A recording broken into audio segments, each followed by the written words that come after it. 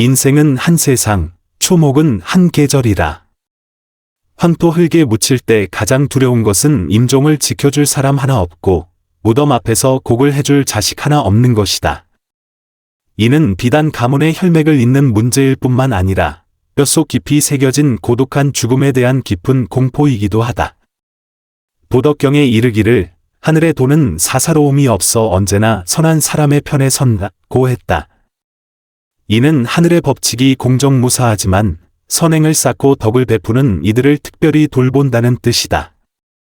한 사람의 복은 자손을 통해 드러나는 것만이 아니다. 무심코 심어둔 선한 인연이 가장 예상치 못한 순간에 꽃을 피우고 열매를 맺는 경우가 더 많다. 세상 사람들은 모두 자식이 노년의 가장 큰 의지처이자 100년 후 유일하게 장례를 치러줄 사람이라 생각한다.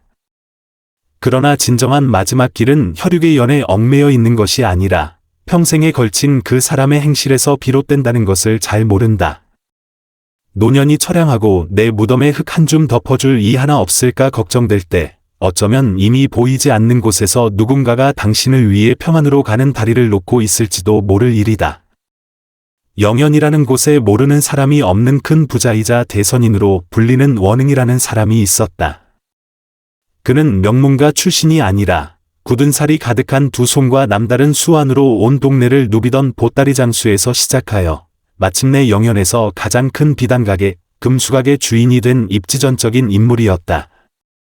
원흥이는 인품이 두텁고 선행을 베풀기 좋아하여 해마다 겨울이면 죽을 끓여 나눠주었고 명절에는 점원들에게 매우 후했으며 마을에 어려운 집이 있다는 소식을 들으면 반드시 나서서 도왔다. 그리하여 사람들은 그를 볼 때마다 공경을 담아 원대선인이라 불렀다. 하지만 이렇게 칭송받는 사람에게도 하늘이 무너질 듯한 큰 걱정거리가 하나 있었으니 바로 나이가 50이 넘도록 슬하에 자식 한 명이 없다는 것이었다. 젊은 시절 그와 부인 임씨는 아들을 얻기 위해 반경 100리 안에 이름난 절과 사찰은 거의 다 다녔다. 시주한 돈은 셀 수도 없었고 아들을 점지해준다는 관음보살상은 그들의 무릎에 달아 없어질 지경이었지만 임씨의 배는 아무런 소식이 없었다. 나이가 들면서 아들을 향한 원흥이의 간절한 마음도 차츰 식어갔다. 그러나 마음은 식었을지언정 공포는 한겨울의 얼음처럼 그의 마음속에서 점점 더 두껍게 얼어붙었다. 이토록 큰 가산을 일구었는데 장차 누구에게 물려준단 말인가? 평생을 비단옷을 입고 살았는데 100년 후 누가 나를 위해 삼배상복을 입어줄 것인가? 이 숨이 넘어가면 누가 나를 위해 사기그릇을 깨며 길을 열어주고 아버지라 외치며 곡을 해줄 것인가? 이 생각은 독사처럼 밤낮으로 그의 마음을 갉아먹었다. 최근 들어 영현 사람들은 이 원대선인이 어딘가 기이해졌다는 것을 눈치채기 시작했다. 어느 날 아침 현에서 가장 실력이 좋은 장목수가 원흥이의 집으로 불려갔다. 원흥이는 그를 뒤뜰에 특별히 비워둔 방으로 데려가 금빛으로 번쩍이는 목재 더미를 가리키며 말했다. 장목수, 내가 사람을 시켜 남쪽에서 구해온 최고급 금산암목이요. 이걸로 내게 최고의 관을 하나 짜주시오. 장목수는 깜짝 놀라 손사래를 쳤다. 원 사장님, 이게 무슨 말씀이십니까? 아직 몸이 이렇게 정정하신데. 이건 불길한 일입니다. 원흥이의 얼굴에는 아무런 표정이 없었다. 그는 담담하게 말했다. 짜라면 그냥 짜시오. 품삯은 걱정 마시오. 이만큼 드리리다. 그는 손가락 5개를 폈다. 장목수의 눈이 휘둥그레졌다. 그가 10년을 꼬박 일해도 벌지 못할 큰 돈이었다. 돈 때문에 죽는 게 사람이고 먹이 때문에 죽는 게 새라 했던가.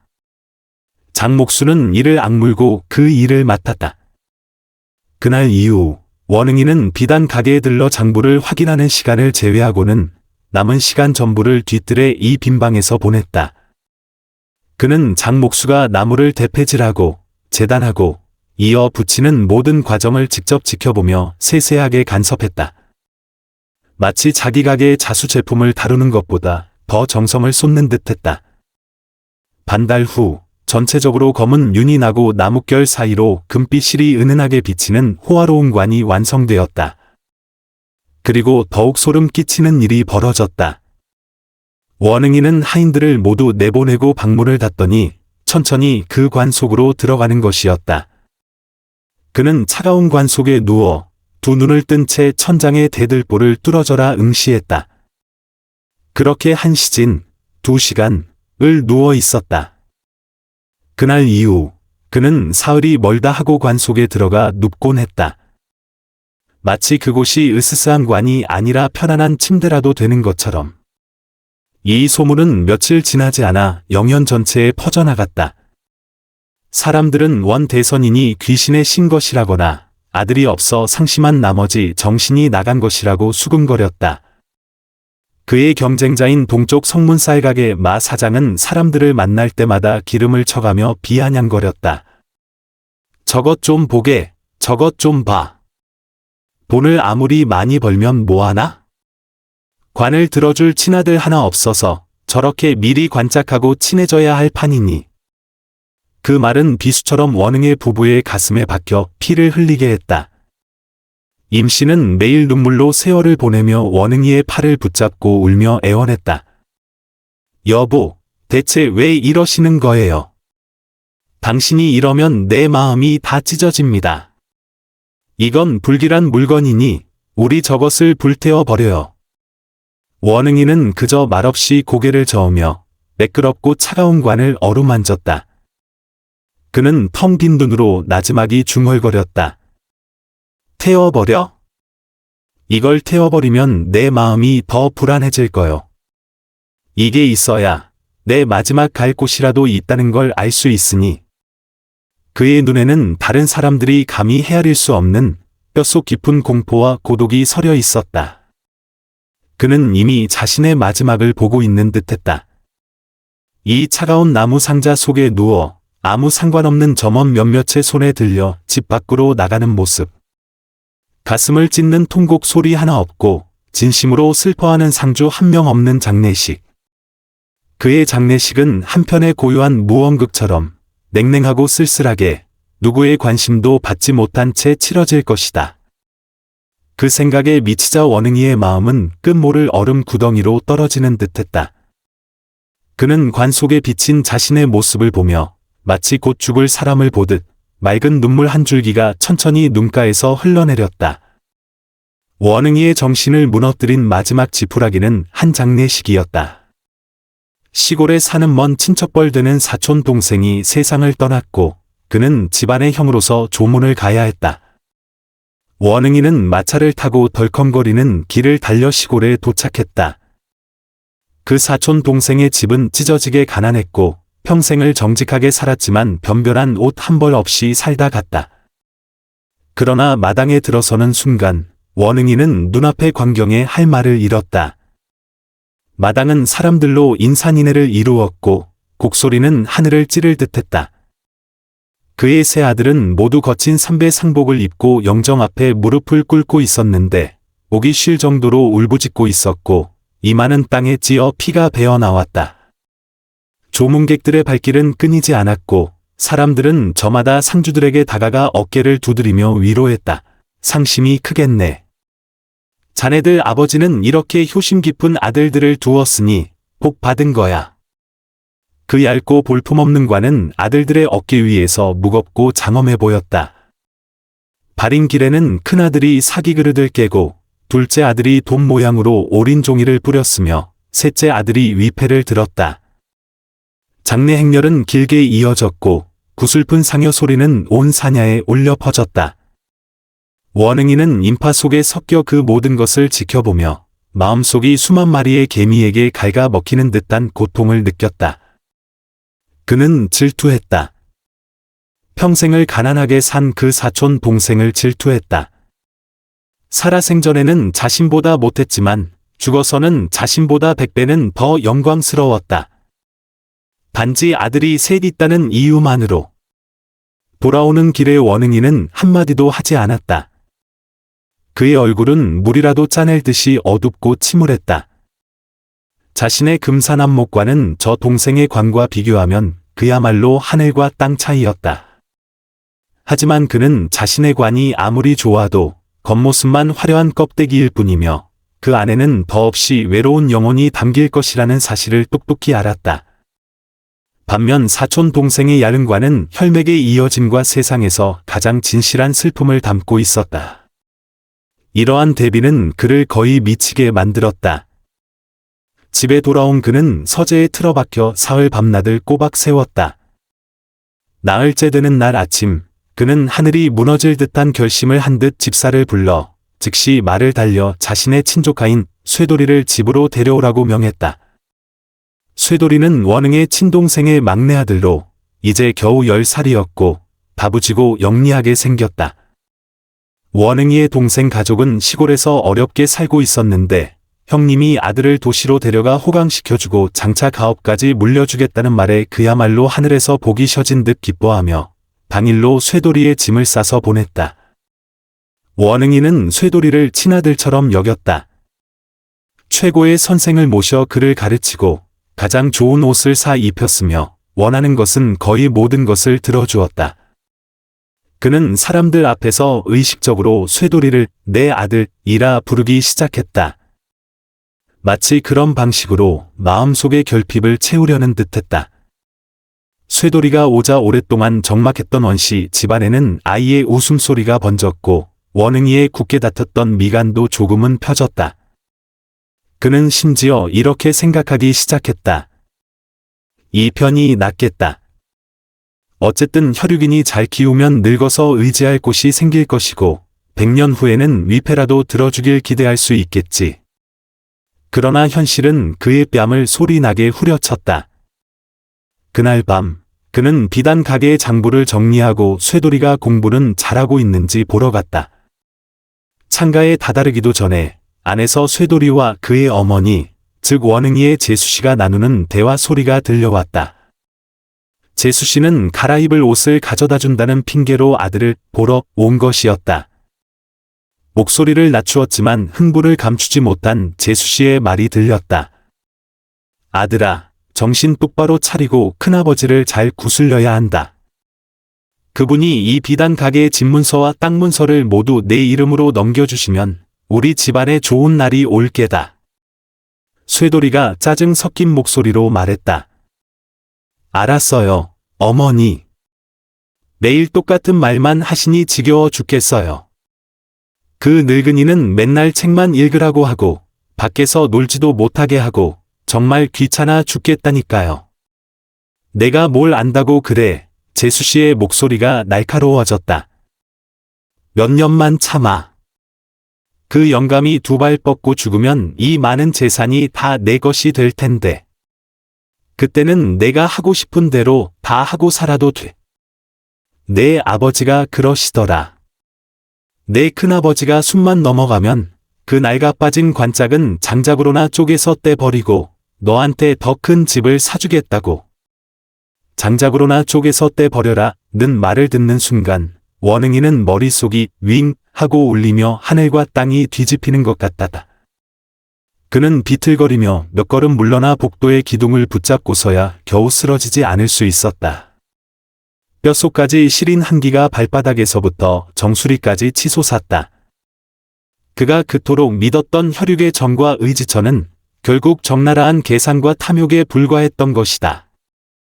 친아들처럼 여겼던 조카는 마음속으로 그를 귀찮아하며 빨리 죽기만을 바라고 있었다.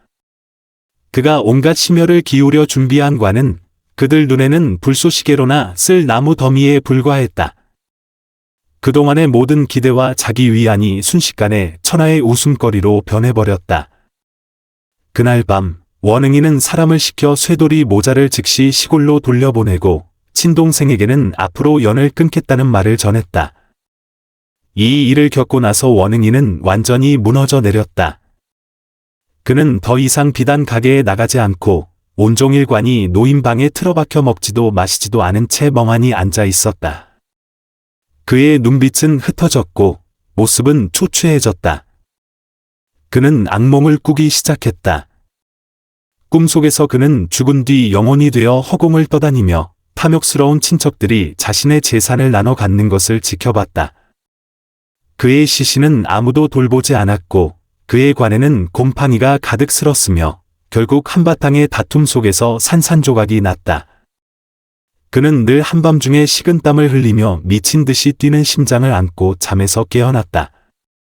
임씨는 날로 야위어 뼈만 앙상하게 남은 남편을 보며 마음이 칼로 베이는 듯했다. 그녀는 남편의 마음의 병이 이미 약으로는 고칠 수 없는 지경에 이르렀으며 이대로 가다가는 정말 큰일이 날 것이라고 직감했다. 어느 날 밤 또다시 악몽에서 깨어나 벌벌 떠는 남편을 보며 임씨는 마침내 결심을 굳혔다. 그녀는 침대 옆에 털썩 무릎을 꿇고 눈물을 흘리며 남편의 손을 잡았다. 여보, 우리 더 이상 이렇게 살 수는 없어요. 듣자 하니 성박 청운산에 현청 도사님이라는 도가 트인 분이 계신다더군요. 우리 그분을 찾아가 빌어봐요. 혹시 그분이라면 당신 마음의 응어리를 풀어줄 방도가 있을지도 몰라요. 청운산은 산세가 험준하고 늘 구름과 안개에 쌓여 있어 마치 신선의 세계 같았다. 그리고 그 현청도사라는 인물은 더욱 전설적인 존재였다. 어떤 이는 그가 100살이 넘었다고 했고 어떤 이는 과거와 미래를 꿰뚫어 본다고 했으며 심지어 어떤 이는 그가 평범한 인간이 아니라고도 했다. 원흥이는 본래 현실적인 상인이어서 이런 신비주의적인 것들을 믿지 않았다. 하지만 이제 그는 마음의 병에 시달려 막다른 길에 몰렸고 아내의 제안은 물에 빠진 사람이 잡는 마지막 지푸라기처럼 느껴졌다. 그는 고개를 끄덕이며 쉬어버린 목소리로 말했다. 좋소, 한번 가봅시다. 다음 날 부부는 약간의 향과 초를 준비하고 작은 가마를 빌려 청운산으로 향했다. 산길은 험했고 위로 올라갈수록 안개는 더욱 짙어졌다. 원흥이는 가마에 앉아 발틈으로 구름과 안개가 자욱한 산의 경치를 바라보았지만 마음은 텅 비어 있었다. 신에게 빌고 돌을 구하는 것이 정말 소용이 있을까? 설령 그 도사가 살아있는 신선이라 한들 어찌하겠는가? 설마 하늘에서 아들이라도 뚝 떨어지게 해줄 수 있단 말인가? 그는 마음속으로 후회감이 밀려왔다. 자신이 정말로 미쳐서 이런 황량한 산골짜기까지 와서 이토록 허황된 짓을 하고 있다는 생각이 들었다. 가마는 산중턱의 낡은 도관 앞에 멈춰 섰다. 도관은 크지 않았고 푸른 벽돌과 회색 기와로 지어졌으며 벽에는 세월의 이끼가 가득했다. 상상 속의 신비로운 공간과는 거리가 멀었다. 푸른 도포를 입고 머리카락과 수염이 새하얀 늙은 도사가 빗자루를 들고 마당의 낙엽을 조용히 쓸고 있었다. 그는 아주 천천히 그리고 집중해서 쓸고 있었는데 마치 낙엽 하나하나가 소중히 다뤄야 할 생명체라도 되는 듯했다. 원흥이와 임씨는 앞으로 나아가 공손히 절을 하며 물었다. 혹시 현청 도사님이십니까? 늙은 도사는 빗자루질을 멈추고 고개를 들었다. 그의 눈은 산속의 샘물처럼 맑았고 마치 사람의 마음속 가장 깊은 비밀까지 꿰뚫어 보는 듯했다. 그는 원흥이를 한번 훑어보더니 담담하게 고개를 끄덕였다. 빈도가 바로 현청이요. 두 분 거사께서는 먼 길을 오셨는데 무슨 일로 오셨소? 왠지 모르게 그 눈빛을 받자 원흥이의 가슴을 가득 채웠던 번뇌와 의심이 기적처럼 가라앉았다. 그는 한숨을 쉬며 체면도 차리지 않고 자식이 없는 고통, 자신을 위해 관을 맞춘 기행, 친조카에게 배신당한 분노, 그리고 밤마다 악몽에 시달리는 공포를 모조리 털어놓았다. 이야기의 끝에 이르러 시장에서 그토록 위세를 떨치던 큰 남자는 목이 메어 말을 잇지 못했다. 그의 목소리에는 무력감과 절망이 가득했다. 도사님, 제가 살아있는 것이 무슨 의미가 있겠습니까? 금은 보화를 산처럼 쌓아두었지만 죽어서는 임종을 지켜줄 사람 하나 없고 관 하나 지키지 못할 신세입니다. 저는 정말로 철저한 실패자입니다. 임씨는 곁에서 이미 소리 내어 울고 있었다. 현청도사는 조용히 들으며 얼굴에 슬픔도 기쁨도 없는 표정이었다. 원흥이가 감정을 쏟아내고 조금 진정되자 그는 천천히 입을 열었다. 그의 목소리는 크지 않았지만 마치 큰 망치처럼 원흥이의 심장을 울렸다. 당신은 평생의 심혈을 기울여 잊지도 않은 아들에게 물려줄 재물을 모았소. 그렇다면 당신 자신을 위해서는 무엇을 모았는지 생각해 본 적 있소? 원흥이는 얼어붙었다. 나 자신을 위해서? 나는 나를 위해 온 집안의 금은보화와 비단옷, 그리고 이 영연에서 모두가 우러러보는 지위를 얻었다. 하지만 이것들이 무슨 소용이 있단 말인가? 그는 현청도사를 망연히 바라보며 그 뜻을 이해하지 못했다. 현청도사는 그의 모습을 보고 자비로운 미소를 지었다. 그는 직접 대답하는 대신 상 위에 놓여있던 식어버린 차를 들어 조용히 한 모금 마셨다. 찻잔을 내려놓고 그는 우물처럼 깊고 고요한 눈으로 원흥이를 깊이 바라보며 한마디 한마디 힘주어 말했다.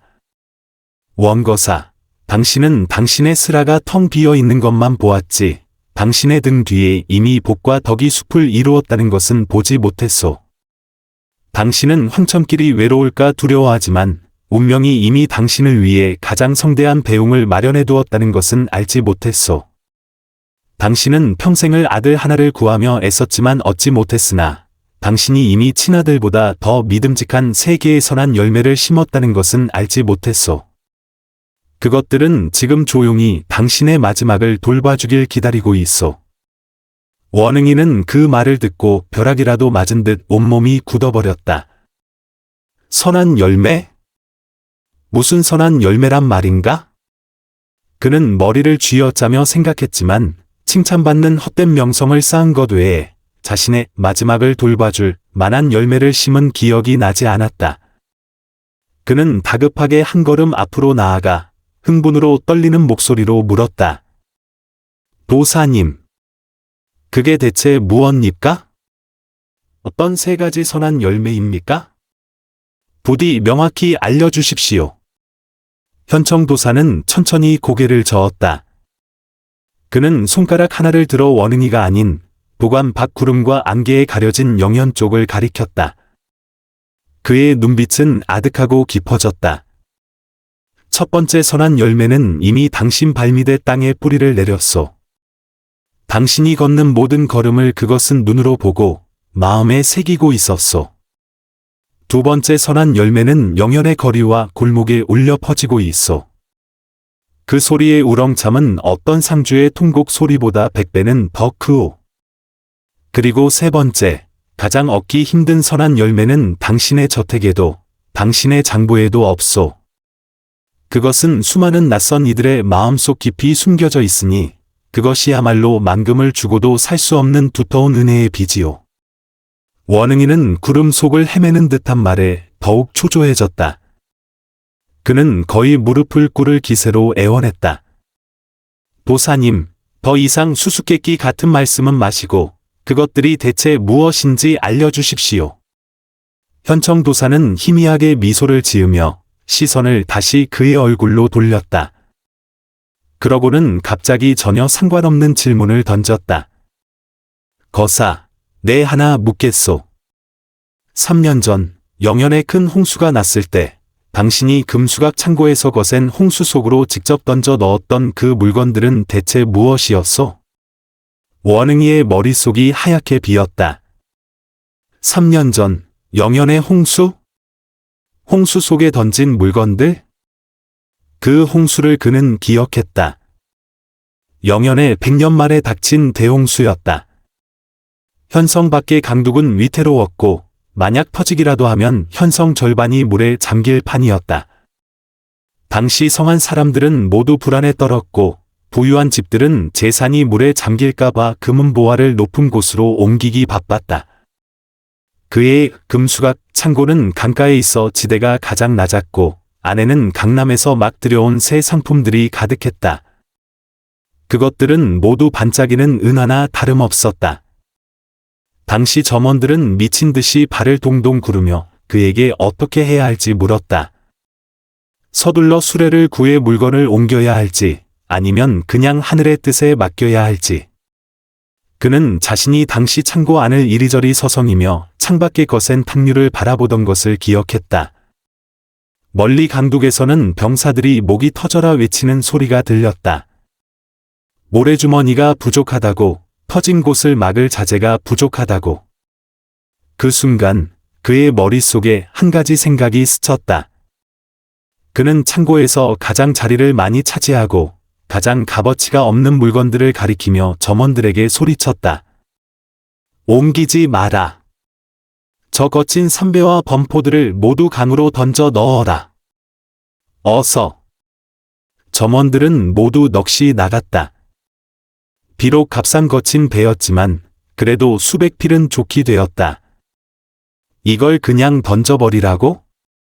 그들이 움직이지 않자 원흥이는 급한 마음에 직접 달려가 무거운 범포 한 필을 어깨에 메고 온 힘을 다해 풍덩 소리와 함께 창고 밖으로 이미 차오른 흙탕물 속으로 던져 넣었다.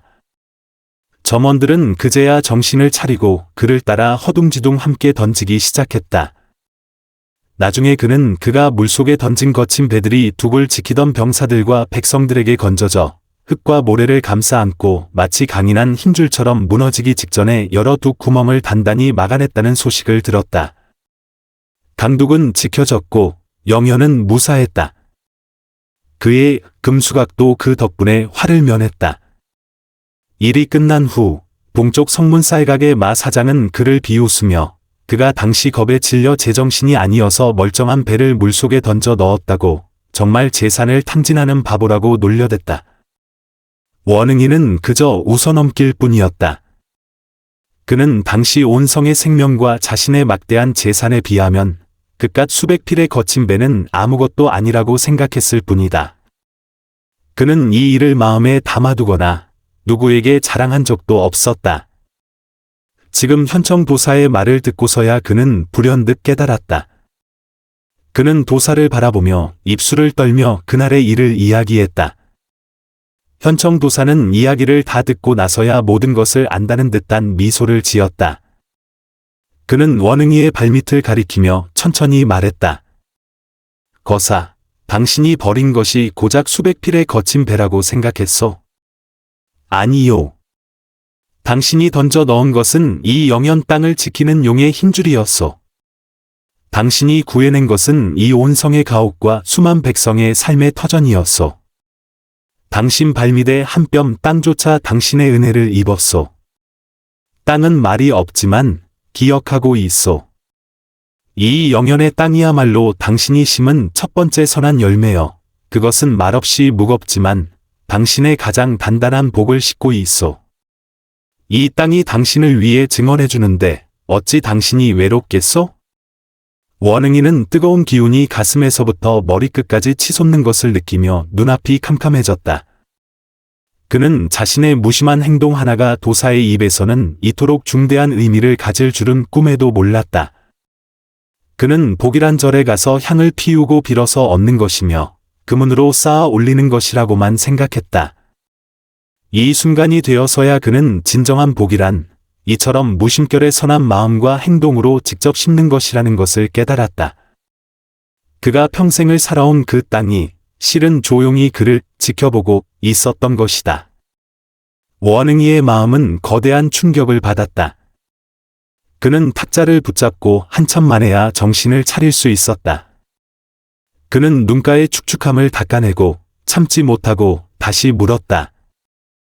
도사님, 그러면 두 번째 선한 열매는 무엇입니까? 그 상주의 통곡 소리보다 100배나 크다는 소리는 또 무엇입니까? 현청 도사는 바로 대답하지 않고 대신 물었다. 홍수가 물러간 뒤 영현의 모습은 어떠했소? 원흥이는 회상에 잠겼다. 홍수는 막았지만 어쨌든 천재지변이었다. 성 밖의 농경지는 파괴되었고 성 안의 강가에 살던 많은 가난한 집들은 침수되었다.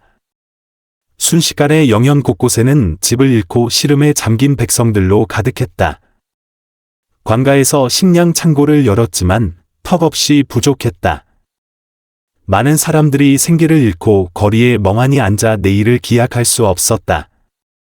특히 바느질로 생계를 잇던 부인들이나 솜씨가 그리 좋지 않던 재봉사들은 살림살이가 물에 잠겨 밥벌이 수단마저 잃어버렸으니 그야말로 하늘에 울부짖어도 소용없고 땅을 쳐도 답이 없는 상황이었다. 당시 그는 이 참혹한 광경을 보며 가슴이 먹먹했다. 그는 젊은 시절 보따리 장수로 온 동네를 누비던 고된 날들을 떠올리며 생계가 끊긴 절망감을 깊이 이해했다. 그래서 그는 당시 모든 사람들이 이해할 수 없는 결정을 내렸다. 그는 금수각에 있던 가장 값비싸고 화려한 비단과 명주를 모두 꺼내왔다. 하지만 그는 그것들을 팔아서 식량으로 바꾸지 않았다. 그는 사람을 시켜 방을 붙이고 성 안에 집을 잃고 일거리가 없는 모든 재봉사와 자수장인들을 자신의 비단 가게로 모셨다. 그는 가장 큰 방 몇 개를 비우고 책상과 의자를 놓고 숯불을 피워 그들에게 따뜻한 차와 음식을 제공했다. 그는 그 화려한 비단들을 나눠주며 단 한 가지를 요구했다. 자신이 제공하는 평범한 면포로 재난을 당한 백성들을 위해 겨울 소못을 만들어 달라는 것이었다. 품삯은 시장 가격의 2배로 쳐주었다. 그리고 그 값비싼 비단들은 잘라서 새 소못의 장식이나 옷단으로 사용하게 했다. 그의 이러한 행동을 아무도 이해하지 못했다. 마 사장은 배를 잡고 웃으며 원흥이가 돈이 썩어나서 최고급 비단을 흑투성이들에게 입힐 옷의 장식 조각으로 쓴다고 완전히 미쳤다고 말했다. 하지만 원흥이는 신경 쓰지 않았다. 그는 돈과 식량을 직접 나눠주는 것이 잠시의 어려움을 해결해 줄 수는 있지만 사람들의 의지를 키워주지는 못한다는 것을 알았다. 그는 이렇게 함으로써 그 재봉사와 자수장인들이 다시 일거리를 얻어 자신의 손으로 돈을 벌어 가족을 부양하게 했을 뿐만 아니라 아름다운 옷을 만드는 과정에서 장인으로서의 자존감과 아름다움에 대한 동경을 되찾게 해주었다. 그는 아직도 기억했다. 첫 번째로 만들어진 소못이 배포되었을 때 그 옷을 받은 재난민들의 얼굴에 떠올랐던 믿을 수 없다는 표정을. 그것은 단지 추위를 막아주는 옷이 아니었다. 옷깃과 소매 끝에 수놓인 화사한 비단 한 조각은 마치 한겨울의 핀 꽃처럼 그들의 잿빛 삶을 밝혀주었다. 그들 자신이 버려지지 않았으며 여전히 따뜻하게 대우받을 가치가 있는 존재임을 느끼게 해주었다. 곧 죽은 듯이 침체되어 있던 영현의 거리에는 다른 소리가 들리기 시작했다. 그것은 더 이상 한숨 소리와 절망의 울음소리가 아니었다. 대신 금수각에서 수백 명의 재봉사와 자수장인들이 가위를 움직이는 싹둑 소리, 재봉틀이 돌아가는 드르륵 소리, 그리고 그들이 일하며 담소를 나누는 웃음소리가 울려 퍼졌다. 이 소리는 금수각에서부터 퍼져나가 영현의 큰 길과 작은 골목을 가득 메웠다. 마치 생명력 넘치는 음악처럼 현성 위에 드리워진 어두운 그림자를 걷어냈다. 거기까지 생각하자 원흥이의 호흡이 가빠졌다. 그는 벌떡 고개를 들어 현청도사를 바라보았다. 현청도사는 미소를 머금고 그를 바라보며 천천히 고개를 끄덕였다. 거사, 이제 생각났구려. 한 번의 장례식에서 울려 퍼지는 통곡 소리는 아무리 가슴을 찢는다 해도 몇 시간의 슬픔에 불과하오. 하지만 당신은 한성의 장인들에게 다시 밥벌이를 찾아주었고 한성의 백성들에게 따뜻한 옷을 입혔소. 당신은 절망 직전의 한성에 근면과 희망의 교향곡이 다시 울려 퍼지게 했소. 이 수백, 수천 명의 감사하는 목소리, 이 다시 찾은 삶의 노동의 소리가 한데 모여 밤낮으로 영현의 하늘에 울려 퍼지고 있소. 이 소리가 당신이 갖지 못한 아들의 통곡 소리보다 100배, 1000배는 더 우렁차지 않겠소? 이것이 당신의 두 번째 선한 열매여. 그것은 사람의 마음으로 작곡된 창가이며 당신의 사후 100년의 고독을 몰아내 줄 것이요. 쾅 하는 소리와 함께 원흥이의 머릿속에서 거대한 천둥이 터지는 듯했다. 그는 가슴을 움켜쥐고 거친 숨을 몰아쉬었다. 눈물은 더 이상 통제할 수 없이 터진 두 개 홍수처럼 쏟아져 나왔다. 그랬구나. 그랬던 거구나. 그가 그토록 두려워했던 것은 죽음 뒤의 완전한 정적이었다.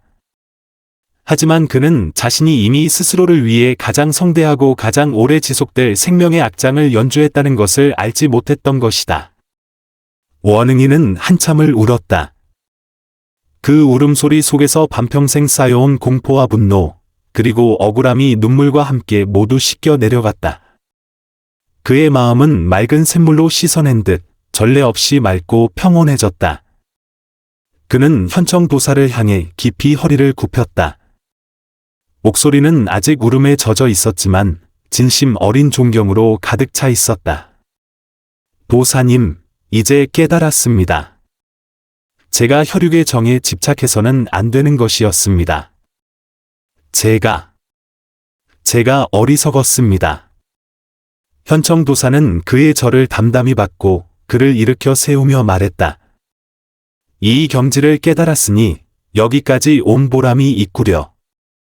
다만 당신의 세 번째이자 가장 소중한 선한 열매는 빈도가 말해줄 수 없소. 원흥이는 의아해하며 물었다. 어째서입니까? 그 열매는 이미 뿌리를 내리고 싹을 틔워 당신을 위해 비바람을 막아줄 큰 나무로 자라났기 때문이요. 그것은 빈도에게 있는 것이 아니라 당신 곁에 있소. 당신이 마음만 쓴다면 돌아가서 곧 알게 될 것이요. 현청도사는 그 말을 마치고 눈을 감고 더 이상 말을 하지 않았다. 원흥이는 도사가 더 이상 말해주지 않을 것을 알고 아내와 함께 도사에게 작별 인사를 고했다.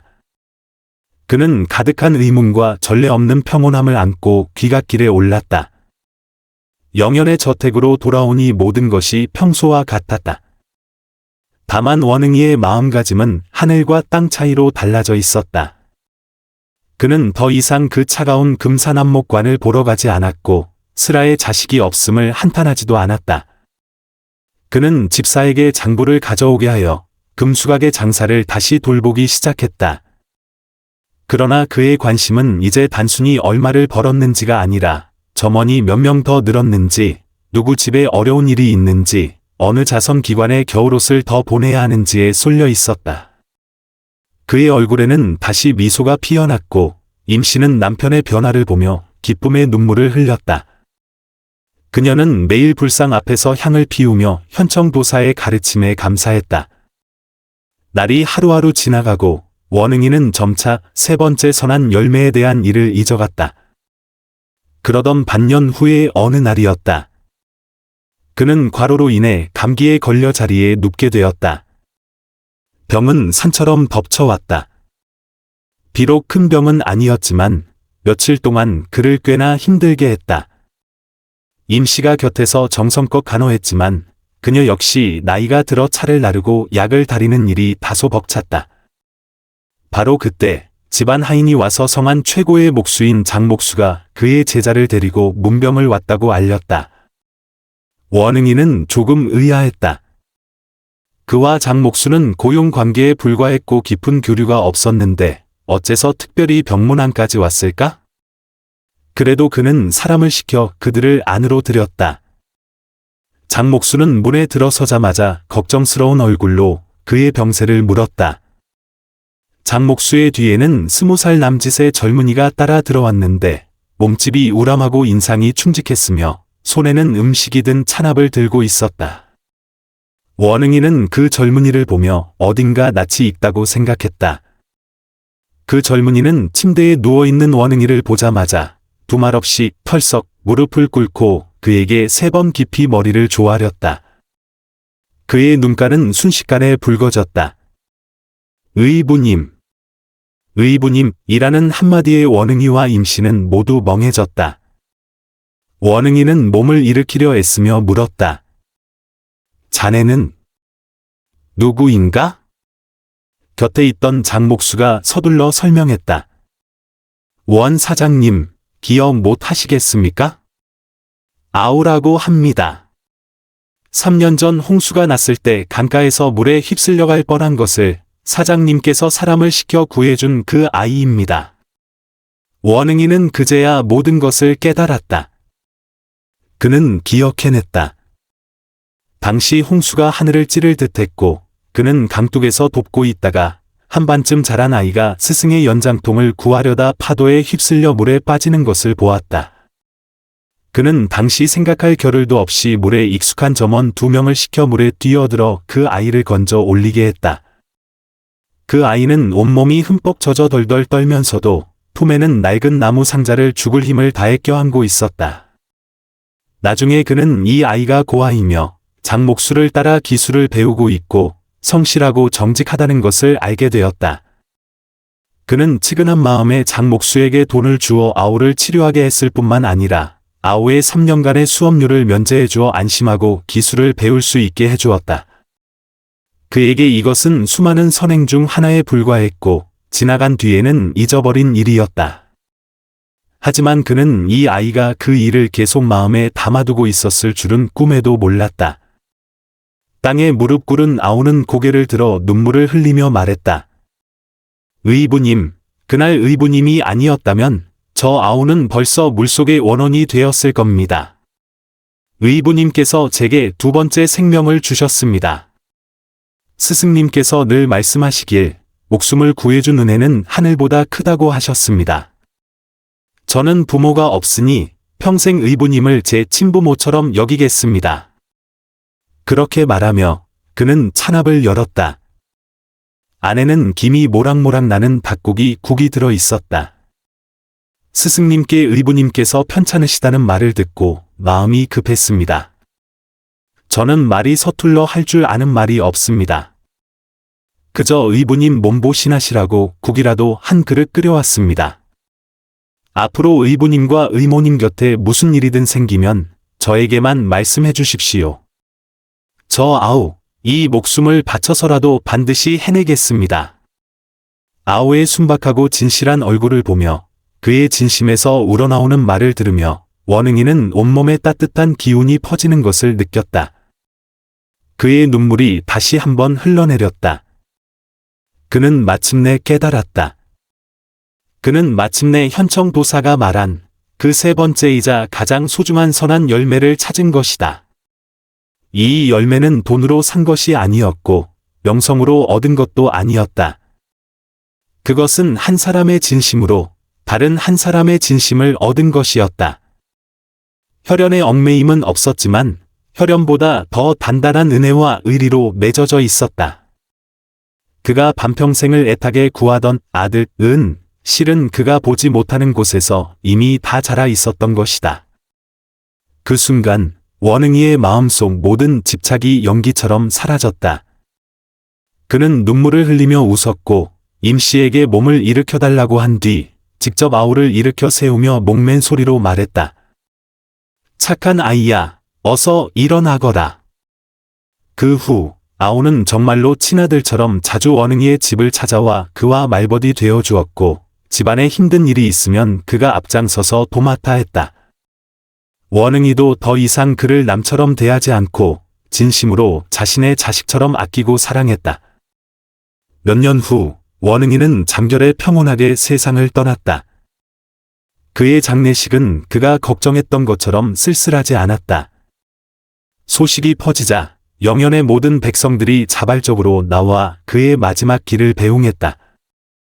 발인 날 장례 행렬은 남쪽 성문의 원흥의 집에서부터 북쪽 성문 밖 교회까지 길게 이어졌다.